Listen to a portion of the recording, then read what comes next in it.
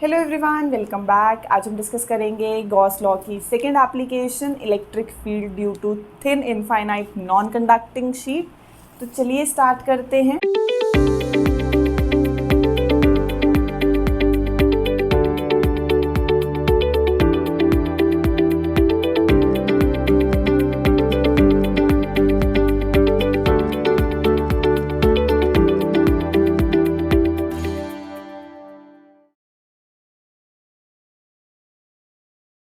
यहाँ पे हमने एक शीट कंसिडर की है।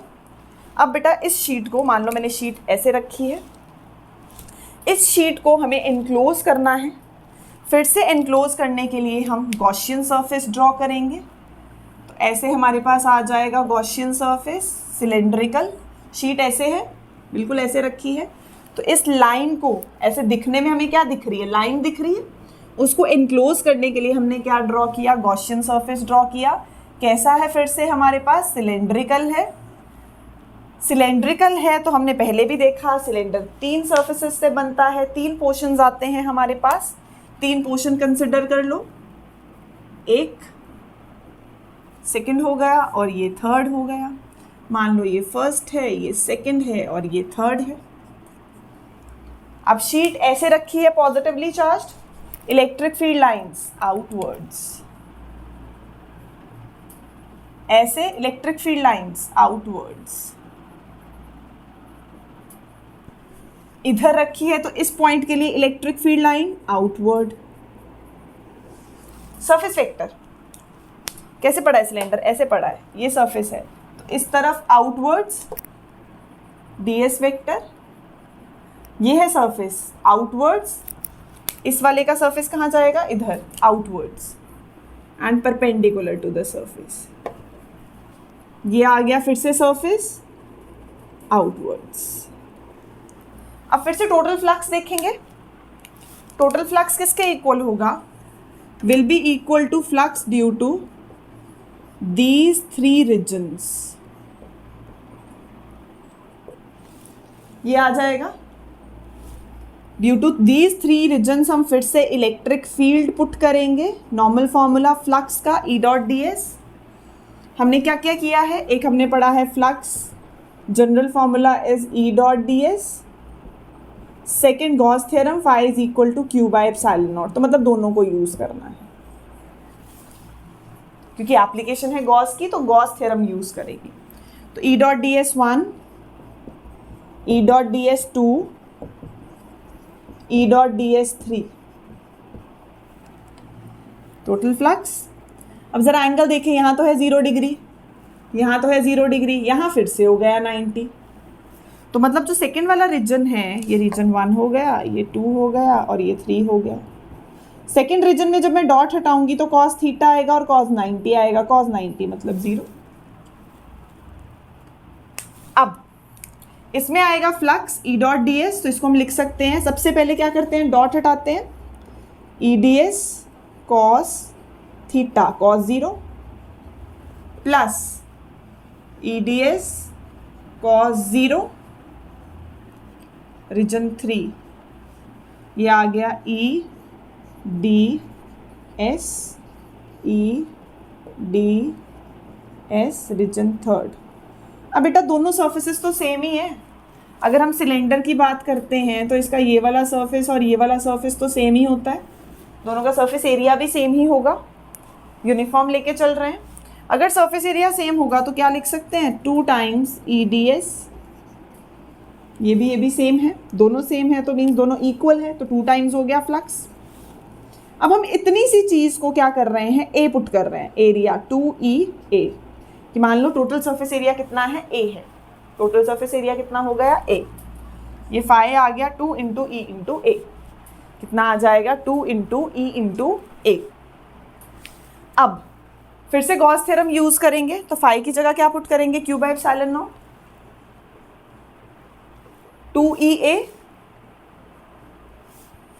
अब हमें पता है हम सरफेस की बात कर रहे हैं, तो जब हम सरफेस की बात करते हैं तो क्या आ जाता है, सरफेस चार्ज डेंसिटी। क्या आ जाएगा, surface charge density. Surface charge density मतलब सिग्मा, और सिग्मा मतलब चार्ज अपॉन एरिया। हमने की थी 3 तरह की डिस्ट्रीब्यूशंस। पहली लैम्डा, लैम्डा थी charge per unit length, linear charge distribution. Sigma charge upon area, surface charge distribution, अगर चार्ज सरफेस पे डिस्ट्रीब्यूटेड है। Volume charge, charge upon volume, अगर चार्ज जो है वो वॉल्यूम पे यूनिफॉर्मली डिस्ट्रीब्यूटेड है। तो कितना आ गया, Q अपॉन A एक तरफ कर लो, तो Q अपॉन A को हम क्या पुट कर सकते हैं, सिग्मा। तो E आ जाएगा sigma upon 2 epsilon naught. And this electric field due to thin infinite non conducting sheet, E is independent of R। क्या है, E is independent of distance, R पे डिपेंड नहीं करती। हम क्या कर रहे हैं, इलेक्ट्रिक फील्ड फाइंड कर रहे हैं, किसकी वजह से, due to thin infinite non conducting sheet. और कितनी आ गई, सिग्मा बाय 2 एप्सिलॉन नॉट आ गई। कितना आ गई, सिग्मा बाय 2 एप्सिलॉन नॉट। हमने बेटा 3 सर्फेसेस लिए, 3 सर्फेसेस के लिए हमने फिर से इलेक्ट्रिक फील्ड चेक की। हमने देखा कि हमारे पास कितनी आ रही थी, तीनों के लिए आउटवर्ड्स, आउटवर्ड्स और ये भी आउटवर्ड्स।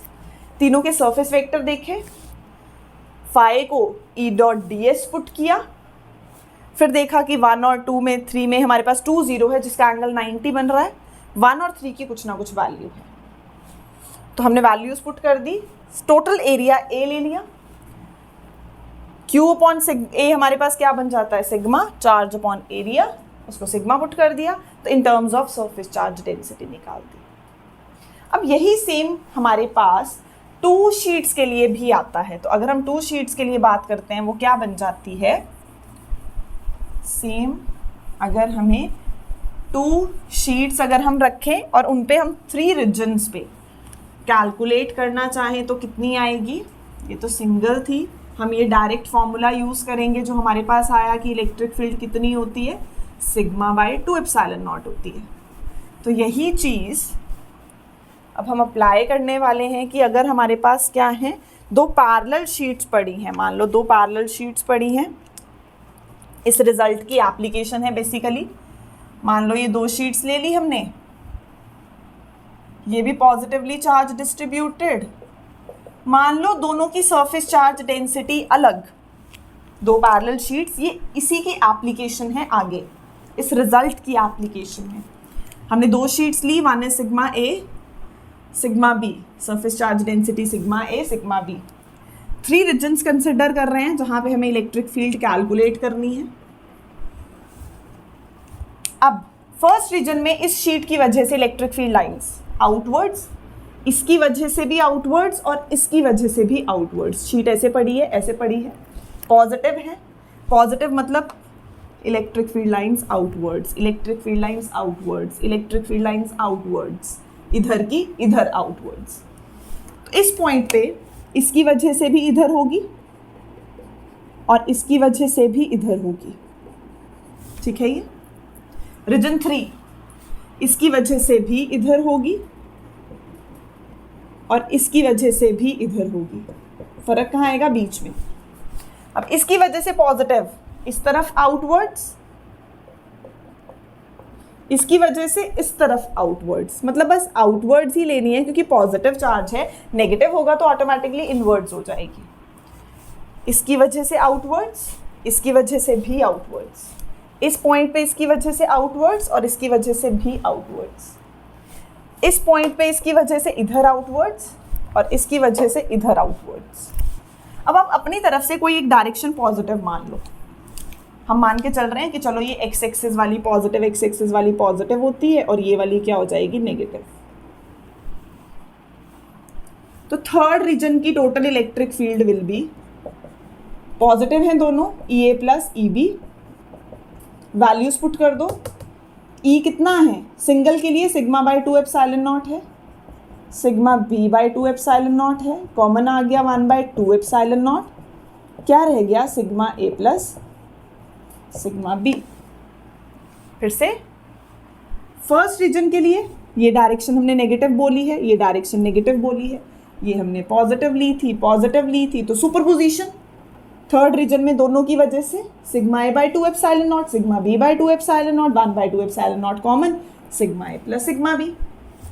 इधर इलेक्ट्रिक फील्ड 1 रीजन में सिग्मा माइनस ई ए, क्योंकि हम इलेक्ट्रिक फील्ड नेगेटिव ले रहे हैं इधर, फिर से value minus sigma A by 2 epsilon naught minus sigma B by 2 epsilon naught minus 1 by 2 epsilon naught common, तो क्या रह गया sigma A plus sigma B. ये कौन सी है? फर्स्ट रीजन की। ये कौन सी है? थर्ड रीजन की। अब सेकंड की देखो,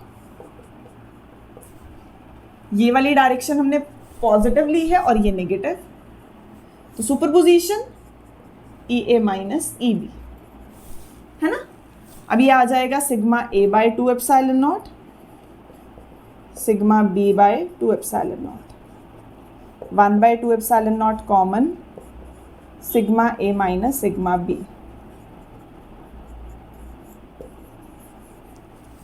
तीन आ गई तीनों रीजन्स में।